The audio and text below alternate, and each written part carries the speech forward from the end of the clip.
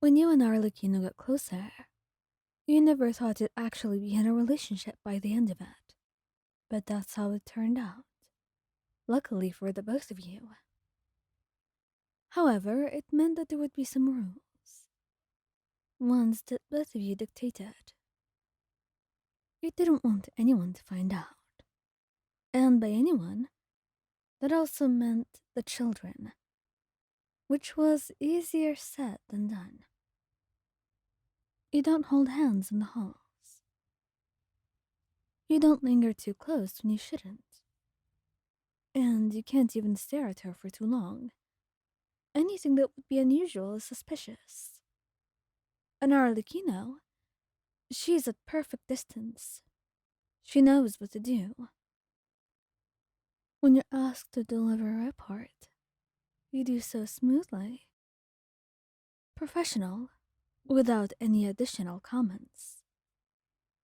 But you can feel Lenny watching you over the rim of his teacup. Lynette doesn't blink. And Fremine stares a little bit too intently. Both of you pretend not to notice. And later that night, you're in her office. The door closed, locked.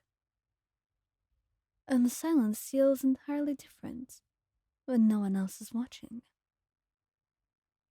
"You're staring," she said.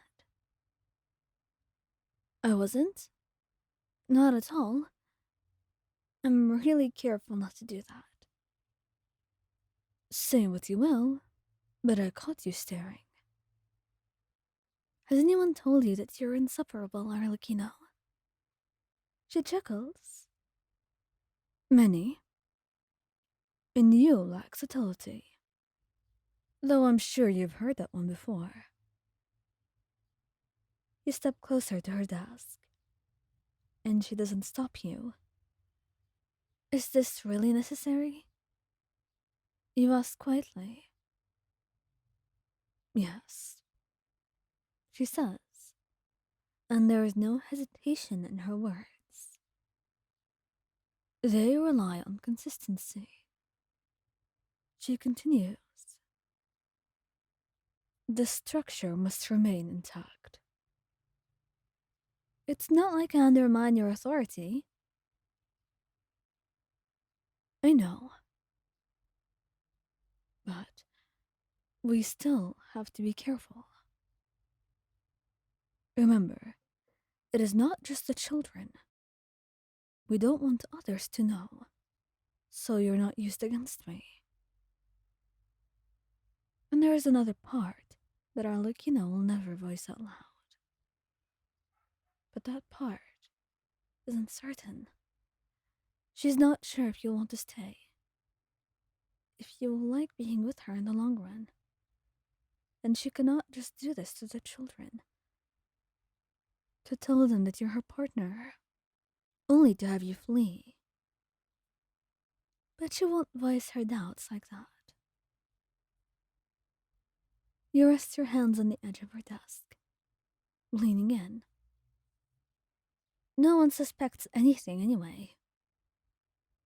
And just as you say that, the door creaks, and you both freeze. "Father?" Fermine says, and you step back immediately, too quickly.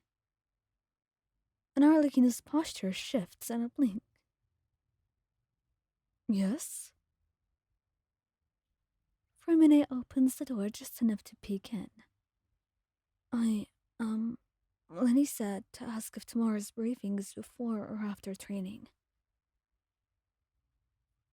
"It will be after," she replies evenly, like there wasn't a single thing. And Fermine nods. His eyes flick between you, once, then twice. And then he just says, "All right." And the door closes. And there's silence. And you exhale. And Arlecchino's gaze drifts to you slowly. "That was not subtle at all. I panicked. I didn't want to mess this up. You know that. Her expression shifted slightly at that. I know, and neither do I. But there is a reason that. She doesn't continue. Because you're once again interrupted by a soft knock on the door. Father? Arlecchino sighs, pinching her temple. Come in. Lenny opens the door wider as intimidated, and he smiles a little bit too innocently. Is this a bad time? Yes, it is. He steps inside anyway. I just wanted to confirm tomorrow's schedule. It was just confirmed, Lenny. Oh, I had no idea, he says. Like a liar. And you try not to look guilty, as best as you can. And you fail, miserably. And Lenny's eyes flick down, to your hand, and then to hers, both resting stiffly at your sides. And he hums lightly. You both look tense.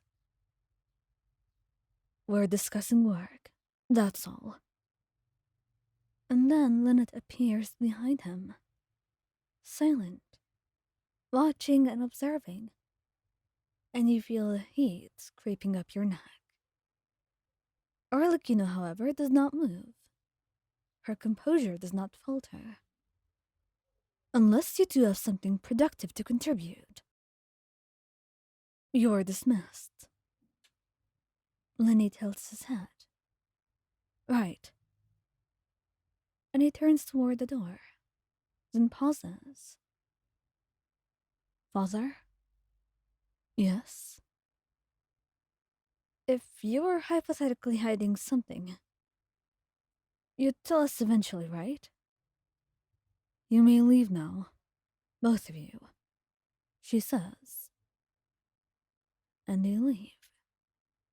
And then, you and Arlecchino look at each other. They know. They suspect. They know, you say. And she sighs. You're definitely not subtle. And you find yourself laughing. Not sure what the hell to do about this. But you'll certainly not admit it. Not now, anyway. They'll have to work a lot harder than that.